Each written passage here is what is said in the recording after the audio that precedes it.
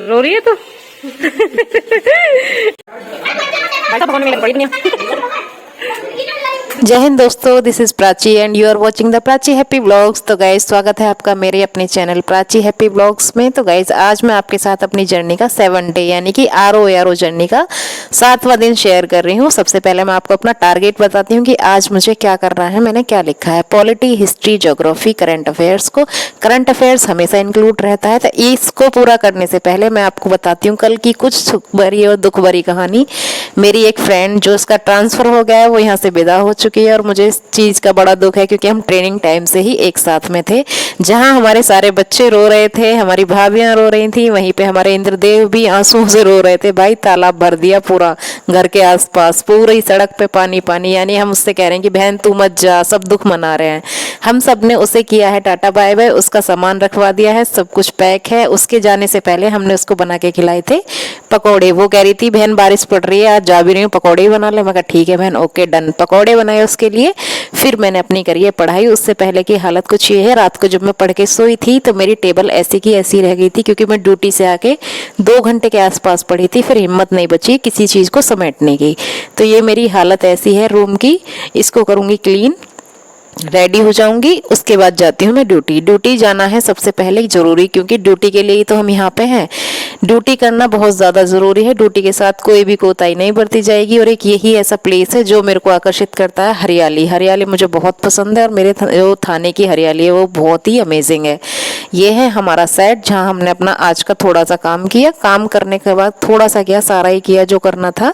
वापस जब मैं आती हूँ लगभग शाम को 6 बजे, तो तब स्टार्ट हो जाता है मेरा सेकंड स्लॉट स्टडी का। सुबह मैंने पढ़ा था, लगभग सुबह नहीं रात हो रही थी एक्चुअली। रात को जो मैंने पढ़ा था वो था मेरा हिस्ट्री का।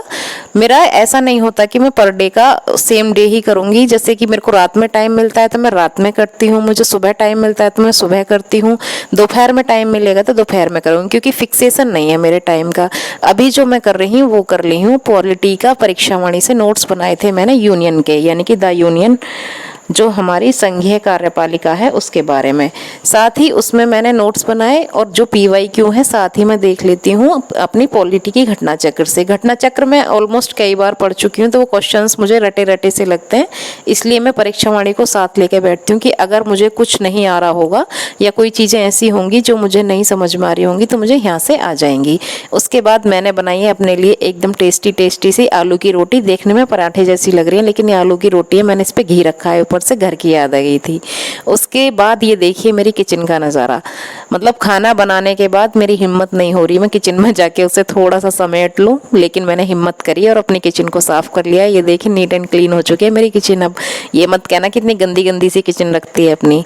तो गाइज ये मेरी विधि है, उस टाइम की वीडियो है जब मैं अपनी रोटियां बना रही थी, यानी कि आलू की रोटी, आलू बॉईल करे थे। ये सबसे फर्स्ट चीज़ें मैं चुनती हूँ बनाने के लिए।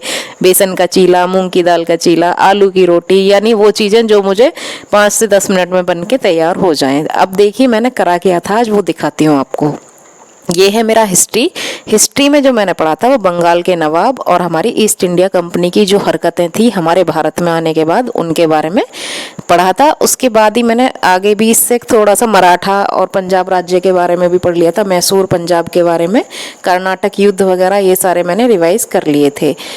ये मैंने दोनों टॉपिक क्लियर कर लिए थे आज, क्योंकि घटना चक्र में नोट्स दिए हैं छोटे छोटे से, उसको पढ़ने में ज़्यादा टाइम नहीं लगता। ये है मेरी पॉलिटी। पॉलिटी में मैंने जो PYQ करे थे आज, क्योंकि जो हमारी परीक्षा वाणी है उसमें भी PYQs दिए हैं, प्रीवियस ईयर क्वेश्चंस दिए गए हैं। तो मैं पॉलिटी के घटना चक्र और ये मेरी परीक्षा वाणी दोनों से कर लेती हूँ। बाकी जो साइड में आपको नोटबुक दिख रही है उसमें मैंने इंपॉर्टेंट चीज़ों को, फैक्ट्स को नोट कर लिया है। जिस भी टॉपिक को पढ़ती हूँ मैं रफली नोट कर लेती हूँ, क्योंकि मेरा ऐसा सीन नहीं है कि बहुत ही सजा धजा के नोट्स बनाऊंगी मैं। मेरे हाथ में जैसा लगेगा मैं वैसे ही रफली नोट करती चली जाती हूँ।